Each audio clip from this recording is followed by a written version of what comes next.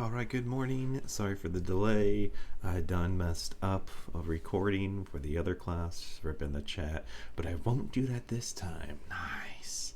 All right, we are going to be starting with Wyatt, and just keep in mind as you are starting to fill this thing in. Awesome. If you didn't read this thing on the top, you could do what it says on the top. It makes it easy. If you for some reason missed the video earlier because you're still sleeping, Tuesdays when this assignment's due, you're going to reflect 3, 2, 1, 3 things you learned, 2 things you found most interesting, and 1 question you still have. Something that's not a yes or no and lame. Even though this is due Tuesday by 6 p.m., don't put this off to Tuesday. I'm going to post a video today, 1 on Monday, 1 on Tuesday. Just do it each day at a time, and it's going to be super easy. Yesterday, the earlier class, 1 person had their presentation go on a little bit longer. So I think theirs total was about 25 minutes of video, but I think the people presenting for us here today, I don't believe they had theirs lasting that long. So this should only be like a class period worth of work tops. So don't put all this off for Tuesday. Bad idea. Also, I posted this on this assignment as well. Your quality of your little reflection down here is going to basically be a tall, clear sign of how much of this you actually did. Did you actually watch it? So have a good responses and your grades can reflect that. So keep that in mind. Just, watch these. This is really easy. As you watch, you could write or type. Answer these 3 things for each presenter and you're good. All right. Without further ado, let's start with Wyatt. You're going to see in here, well, you won't see him, but you're going to hear him first. I'm going to mute myself. And one thing to keep in mind, after each presenter, I'm going to make a quick announcement that you can pause if you need to finish writing, etc., etc. So, here we go with Wyatt. 1920s.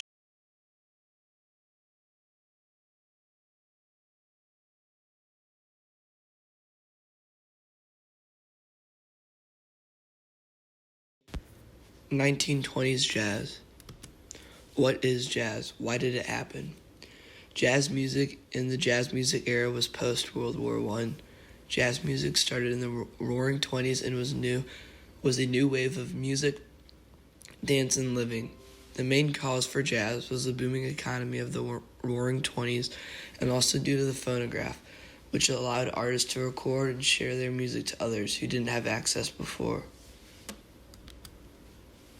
Another reason for the boom of jazz in the jazz era was due to Prohibition, and this meant the rise of illegal clubs. More often than not in these clubs, there were jazz bands, and they would play music while the clubs would serve liquor illegally. Important events. Some important events of jazz history was when record labels such as OK was all for the African American people, because before jazz companies mainly focused on white Americans. Another noteworthy time was July 17th, 1923, was when Jelly Roll Morton and the New Orleans Rhythm Kings had the first integrated recording session for jazz. People involved. During this time, there are many famous and influential people in the music scene, such as Louis Armstrong, Duke Ellington, and Chick Webb. All of these people were vital for the growth and popularity of jazz and gave the people unforgettable hits. There were many people who did great things, but for example, Louis Armstrong in 1926 recorded the first jazz scat vocal, Heebie Jeebies. Where does it take place? The birth of jazz took place in New Orleans due to the migration down south after World War I. New Orleans quickly became the hub for all jazz and was where the birth of jazz was. There soon became other cities like New York, Kansas City, and Chicago that were big areas for jazz. The history around jazz. We all know jazz started in the early 1900s and is soon to become an important era in society. With the birth of jazz being in New Orleans came the jazz era, credited with the invention of jazz. The African American didn't get much other support in the jazz community. Continued. That is until the record labels started signing smaller African American artists who gained traction, but the first band was actually the original Dixieland Jazz Band, and they were an all-white band. Also, in 1923, one of the greats, Louis Armstrong, joined the band, and many others like him did the same thing and really made jazz an important thing. Summary. Jazz was a big piece of our history and did so much during the jazz era. With the invention of the phonograph and the radio allowed for the spread of jazz throughout the whole country, and the great jazz musicians that are still remembered today. During this time, we also saw many things so important for the African American community happen, and at a time which it was not normal, and shows the importance of jazz. Thank you. All right, if you need to pause here so that you can get finished writing down or typing your 3, 2, 1, go ahead and pause now. And I'm going to move on to Drew if you are all good. So here we go with Drew.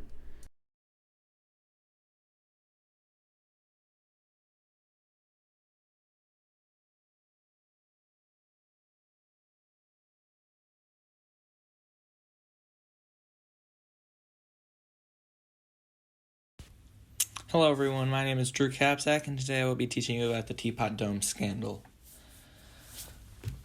The Teapot Dome Scandal by Drew Kapzak. Who was involved in the Teapot Dome scandal? Albert Fall, the former United States Secretary of the Interior, was appointed by Warren G. Harding in 1921. Fall was very greedy and had an obsession with money. Warren G. Harding, former President of the United States, was a complete philanderer and had many affairs with several women during his time in office. Harding was not very corrupt himself, but was ignorant and not smart in the people he appointed during his presidency. Both Fall and Harding partied, drank, and gambled very often. What was the Teapot Dome Scandal? The Teapot Dome Scandal was when former Secretary of the Interior, Albert Fall, gave private oil companies the ability to drill for oil on oil reserves. These reserves belonged to the United States Navy. Fall gave the rights to these companies because he previously knew the owners of these companies before he became the Secretary of the Interior and was close friends with the two. Then President Warren G. Harding gave Fall permission and authorization to carry out this plot. These two oil reserves are in Teapot Dome, Wyoming, and Elk Hills, California. Teapot Dome Scandal, in depth. Albert Fall gave the oil drilling rights to two companies, Mammoth Oil Company and Pan American Petroleum Company. Fall gave the rights to these companies because he knew and was friends with the owners of these companies before he became the Secretary of the Interior. Harding granted Fall complete authorization to carry out his plot. It was even said that Harding did not even completely know what Fall was doing until rumors started going around. Before his presidency, Herbert Hoover wanted Warren G. Harding to inform the public about his wrongdoing surrounding the scandal. Harding decided not to inform the press because he believed he would receive an immense punishment from the American government. Intense investigation. Before the news broke out to the public of the scandal, Harding died of a stroke on August 2nd, 1923, at the age of 57. Now President Calvin Coolidge appointed two investigators to thoroughly investigate the Teapot Dome scandal. The two investigators would soon uncover that Albert Fall started receiving large random sums of money from the owners of the private oil companies. Fall denied the allegations of granting the owners use of the oil reserves and claimed that he was trying to keep these leases secret, therefore protecting extremely valuable American resources. The investigators would not believe Fall and took the case to the Senate. Outcome for Albert Fall. Fall was later convicted of accepting bribes by the United States Senate. Albert Fall was fined a whopping $100,000 and sentenced to 1 year in prison in accepting for accepting bribes from the owners of the two private oil companies. Fall ended up serving 9 months of his original 1-year sentence and his fine was later revoked because he had lost all of his money he gained through the bribes, and his humongous New Mexico ranch was closed. He was the first ever member of the U.S. cabinet to ever serve time in federal prison for being convicted of a crime while still in office. Cause and effect. The cause of the Teapot Dome scandal was President Harding appointing untrustworthy, drunken gamblers to high government positions that needed lots of responsibility. The overall effect of the Teapot Dome scandal was the intensive investigations and detective work that the United States Senate conducted to put a stop to the behind-the-scenes corruption in certain parts of the United States government. Impact on the American society. The Teapot Dome scandal impacted society because it had a massive chain reaction of bribes and deception outside of Albert Fall. For example, Fall had given 2 different oil company owners permission to drill for oil at the Teapot Dome oil reserve. This caused Fall to ask President Harding to send the United States Navy to stop one of the owners from drilling at the site, and then gave it to the other owner. The Denver Post stumbled upon this fact and threatened the owner of Mammoth Oil Company, Harry Sinclair, that they would publish the story on their front page. To stop that from happening, Sinclair paid the Denver Post and to the other oil company owner $1 million in bribes to keep them quiet about the incident of corruption. Timeline of events. Albert Fall is appointed as Secretary of the Interior by Warren G. Harding in 1921. In 1923, on August 2nd, 1923, Warren G. Harding dies of a stroke at the age of 57. In 1923, President Calvin Coolidge assigns 2 new investigators to intensely investigate the scandal. In 1923, Albert Fall is sentenced to 1 year in prison and a $100,000 fine. In 1927, both private oil companies that bribed Albert Fall were forced to temporarily close down and stop production. And during World War II, the Elk Hills Oil Reserve was forced to give the American military large amounts of oil as punishment for bribing and to help the American war efforts.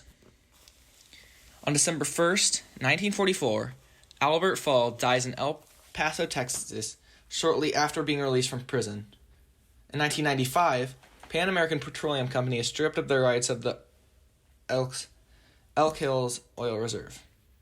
In 1988, the Elk Hills Oil Reserve is sold to Occidental Petroleum Company in 1998 because of a bill passed by then President Bill Clinton. In 2015, the United States Department of Energy sells the Teapot Dome Reserve for nearly $45 million to the Stranded Oil Resources Corporation.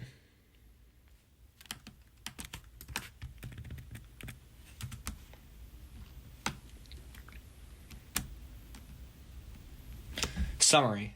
All in all, the Teapot Dome scandal was when former Secretary of the Interior, Albert Fall, was given authorization from President Warren G. Harding to give private oil companies the ability to drill for oil on reserves that belong to the United States Navy in Elk Hills, California, and Teapot Dome, Wyoming.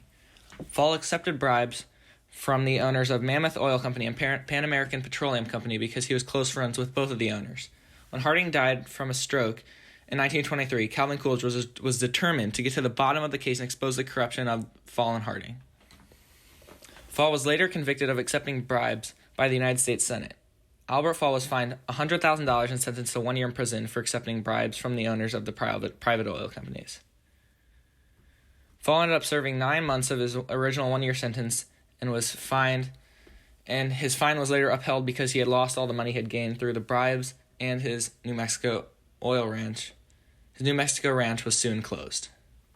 Well, that is it, everyone. Thank you for your time and hearing my report on the Teapot Dome scandal. Have a great rest of your day. Thank you.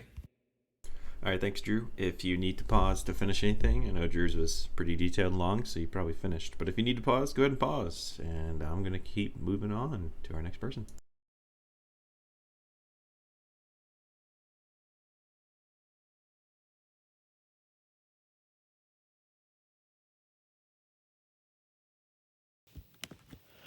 Why? Prohibition is to remake society in God's image and to make sure they are able to work and do their job in society.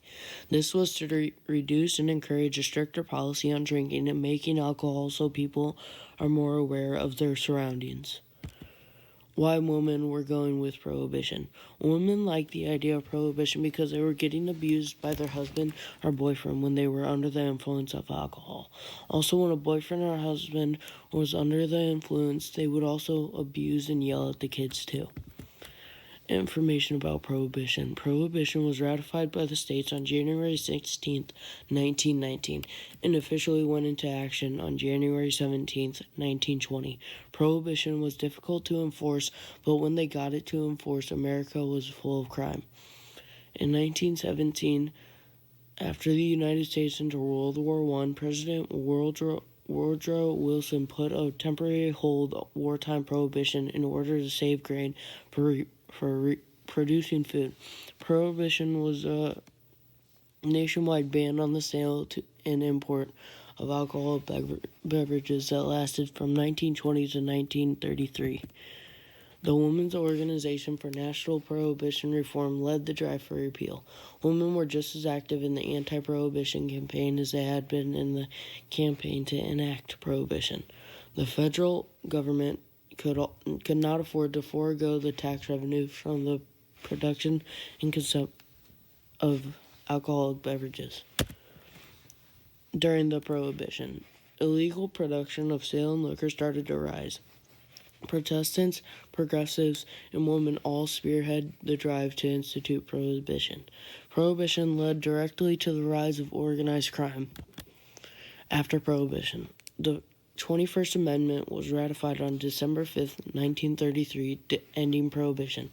Utah became the 36th state to ratify the amendment, achieving the requisite 3/4 majority of states' approval. Mississippi, the last state in the Union, ended Prohibition in 1966. Summary. Prohibition was made to stop really bad drinkers from abuse and help bring society back into where God put it. Eventually, this became a place where prohibition became more planned crime. Prohibition was ratified by the 21st Amendment on December 5th, 1933. All right, thank you, Cody. Again, pause here if you need to finish writing anything, and we're going to move on.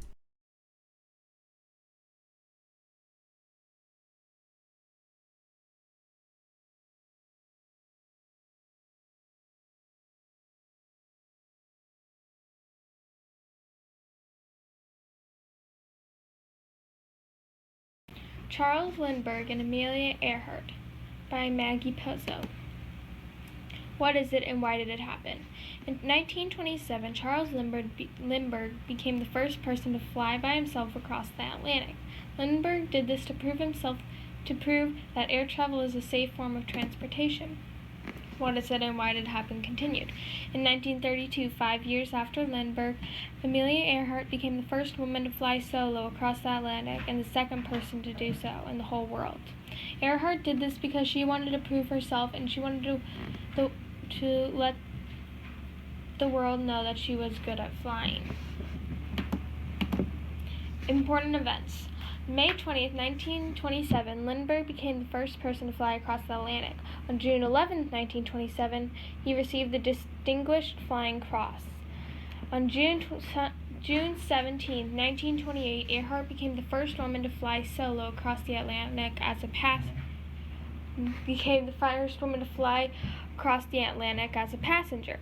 May 20th, 1932, Earhart became the first woman to fly across the Atlantic solo. July 29th, 1932, Earhart became the first woman to receive the Distinguished Flying Cross. Important events continued. On August 24th to 25th, 1932, she became the first woman to fly solo from California to New Jersey. January 11th, 1935, she became the first person to fly solo from Hawaii to California. April 19, 1935, Amelia Earhart became the first person to fly solo from Los Angeles to Mexico City. On June 1st, 1937, Earhart and her navigator Fred Noonan took off in their second attempt at the first flight around the world. On July 2nd, 1937, Earhart and Noonan disappeared with 7,000 miles left in their flight around the world, and they were never seen again. People involved: George Putnam, Earhart's husband and manager. George Putnam is Earhart's husband and manager. He was the one who chose Earhart to be the first woman to fly across the Atlantic as a passenger. People involved continues. St. Louis businessmen. 9 St. Louis businessmen agreed to fund Lindbergh's flight across the Atlantic. Lindbergh then built a plane from the funds and named it the Spirit of St. Louis for his sponsors. Where did it take place? Lindbergh took off in the Spirit of St. Louis from Long Island, New York, and he landed in Paris, France 33 hours later. In 1928, Earhart and the rest of the plane crew took off from Newfoundland, Canada, and they landed a little over 20 hours later in Wales, United Kingdom. In her 1932 solo flight, Earhart took off from Newfoundland, Canada, and landed 15 hours later in Londonderry, Ireland. Impact on society. Lindbergh's flight proved that flying wasn't as dangerous as everyone thought it was. It also helped Missouri become a leader in aviation because of the St. Louis businessmen that funded the trip. Earhart's flight proved to the world that women can do just as much as men can, and in the process she proved to herself and the world that she was good at flying. And then it's my bibliography page.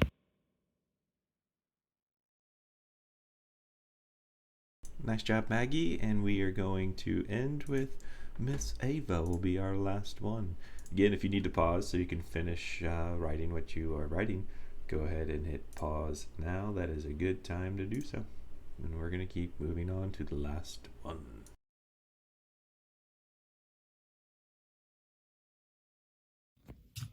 Flappers. Young women known as flappers cut their hair short and wore makeup and short dresses, openly challenged traditional ideas of how women were supposed to behave. The 18th Amendment was created to give women the right to vote. The first generation of independent American women, flappers pushed barriers in economic, political, and sexual freedoms for women. Political, cultural, and technology led to flappers. In World War I, women entered the workforce getting higher wages that many women didn't want to give up. Women began attending college. The Equal Rights Amendment was proposed by Alice Paul in 1923. Margaret Sanger made strides in providing help to women, sparking a way of women's rights to birth control. Women's rights took over 100 years to get for them to be able to vote. Quote, I want my girls to do what she pleases, be what she pleases. I want my daughter to be a flapper because flappers are brave. Women's look to flappers. Women were still wearing floor-length dresses, waists were cinched, arms and legs were covered, corsets were standard on a daily basis, hair was long. Flappers wanted to change so they could be comfortable in the hot summers with short hair, dresses, and arms and legs uncovered. Summary.